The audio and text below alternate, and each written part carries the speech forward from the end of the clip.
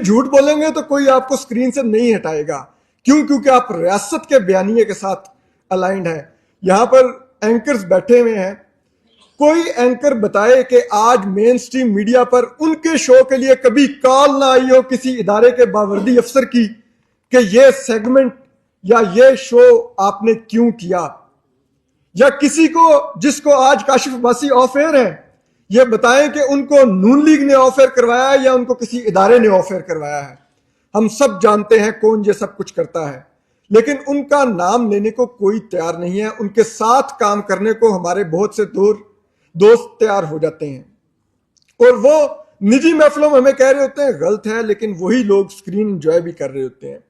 میرا صرف جو مسئلہ ہے اور میرا جو ایک مدعا ہمیشہ رہا ہے وہ یہ ہے کہ یار آپ کن کے ہاتھ میں قوانین دینے چاہ رہے ہیں؟ ان کے ہاتھ میں جو اینٹی ٹیررزم کے قانون کا غلط استعمال کرتے ہیں, جو ماضی میں بھی پیکا کا غلط استعمال کرتے رہے, جو آپ کے ملک میں جسے کہتے ہیں سینسرشپ کے بنیادی طور پہ موجد وہ ہیں, فیک نیوز کے موجد وہ ہیں. آج آپ بتائیے نا جن کے اوپر الزامات لگتے ہیں فیک نیوز کے, کیا وہ ماضی کے ڈی جی آئی پی آرز کے ساتھ ان کی پکچرز نہیں آتی تھیں؟ کیا کوئٹہ میں ہونے والی کانفرنسوں میں میڈیا ورکشاپوں میں ان کو نہیں انوائٹ کیا جاتا تھا؟ کون کرتا تھا یہ سب کچھ؟ ڈال تو آج پولیٹیشنز پر دیا گیا ہے, ڈال صحافیوں پر دیا گیا ہے, ڈال پولیٹیکل پارٹیز پر دیا گیا ہے. لیکن کیا کریں, ہم تو ہر دور میں جسے کہتے ہیں کھڑے رہتے ہیں. سیاسی جماعتیں کبھی ہمارے ساتھ آتی ہیں جب زیر تاب آتی ہیں, پھر جب وہ حکومت میں جاتی ہیں تو وہ کسی اور کے ساتھ چلی جاتی ہیں, اور پھر ان کو ہم ہی لوگ قابل نفرت بھی لگنے لگ جاتے ہیں, صحافی برے لگنے لگ جاتے ہیں, یہ فیک نیوز کے موجد لگنے لگ جاتے ہیں. افضل بٹ صاحب یہاں بیٹھے ہوئے ہیں, ہماری پی ایف یو جے کے سربراہ ہیں اور ایک طویل عرصے سے سربراہ ہیں, انہوں نے ہر دور دیکھا ہے, اور یہ کوئی پہلی دفعہ نہیں دیکھ رہے کہ میڈیا سینسر ہو رہا ہے یا میڈیا انڈر اٹیک ہے, یا یہ پہلی دفعہ کھڑے بھی نہیں ہو رہے, یا پہلی دفعہ ایسا نہیں ہے کہ بات بھی نہیں کر رہے. لیکن میں صرف ایک چیز چاہتا ہوں کہ ہمیں ایٹ لیسٹ وہ ہاتھ تو آئیڈینٹیفائی کر کے بات کرنی چاہیے, بجائے اس کے کہ ہم وہ ڈھکے چھپے لفظوں میں بات کرتے رہیں. اگر فوج کرتی ہے تو بات کریں نا نام لے کے کہ فوج کرتی ہے. یہ ہم کیوں بار بار مختلف فوج کے مہروں کا نام لیتے رہیں؟ ان مہروں کی کیا حیثیت ہے؟ آج اگر ہم شہباز شریف صاحب پر تنقید کر لیں کیا مل جائے گا؟ ایک ارریلیونٹ اور ایک بے اختیار پرائم منسٹر کو ہم تنقید کر کے ذمہ داری ڈال دیں گے, یا ہم چیف جسٹس یحییٰ آفریدی یا آئینی بینچ کے سربراہ امین الدین خان پر ذمہ داری ڈال دیں, جو لوگ ارریلیونٹ لوگ ہیں.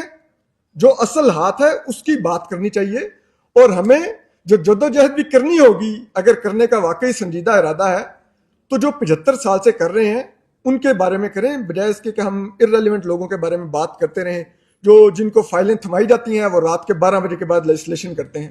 شکریہ. اگر آپ دیکھیں یہاں پہ جو بھی ڈکٹیٹر آئے وہ آ کے کیا کہتے تھے, وہ آ کے مجھے آپ کو پوری قوم کو دکھاتے تھے بھائی یہ دیکھو یہ مجھے عدالت نے ایک فیصلہ دے دیا ہے, اب میں تمہارے آئین میں تبدیلی بھی کروں گا, اب میں یہاں پہ حکومت بھی کروں گا کیونکہ ملک کی معزز عدالت نے مجھے یہ رائٹ دی.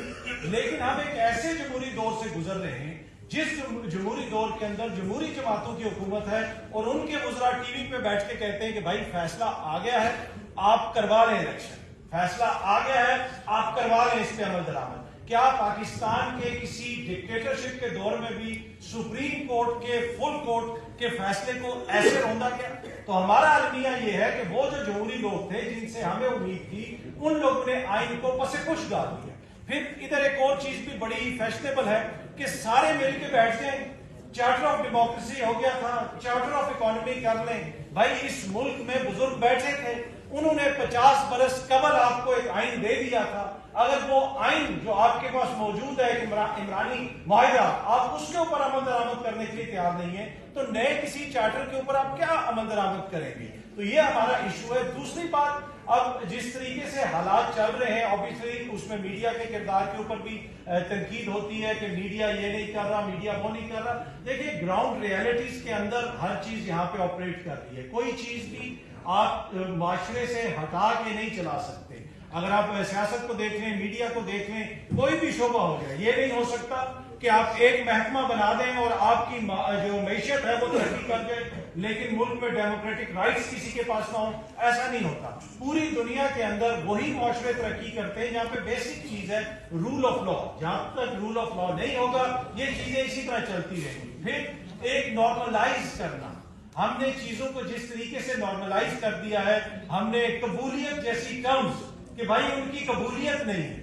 بھائی جمہوریت میں تو ہم نے بچپن سے یہی سنا ہے کہ عوام کی قبولیت ہوتی ہے، اور کون سی قبولیت؟ اس کو نارملائز کرنا، ہر اس طرح کے عمل کو جس طریقے سے یہاں پہ نارملائز کیا گیا ہے اس کی قیمت ہم ادا کر لیں. اور جو لوگ ماضی میں اس سارے عمل سے گزر چکے ہیں، چاہے وہ ایک سیاسی جماعت ہو یا دوسری سیاسی جماعتوں میں، کسی کا نام نہیں لیتا، بڑی مایوسی ان سے ہے کہ ہم سیکھ رہے ہیں. یقین کیجئے گزشتہ 3-4 برسوں کے دوران بہت سارے لوگوں نے بہت کچھ سیکھا ہوگا، بہت سارے لوگوں کی آنکھیں کھلی ہوں گی، لیکن حیرت ان لوگوں پہ ہوتی ہے کہ جو برسہ برس یہاں پہ حکومتیں کرتے رہے، جو اس گزرے ہیں ان ساری چیزوں سے، کیا انہوں نے کچھ سیکھا؟